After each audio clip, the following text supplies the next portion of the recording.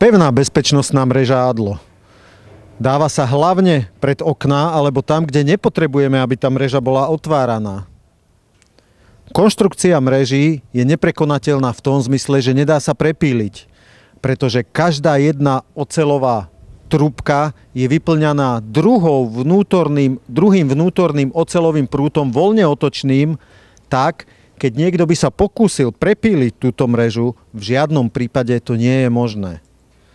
Uchytenie, fixovanie do múru je spravené chemickými kotvami, dojde k chemickej reakcii, kedy sú oceľové trny pevne ukotvené, pevnejším spôsobom ako betón dokáže, priamo do múru. No a povrchová úprava, samozrejme, ako je u všetkých mreží ADLO bežné, plne zinkovaná, trojnásobná povrchová úprava vo vypalovanej farbe tak, aby bola istota voči prehrdzaveniu alebo aj voči hrdzaveniu.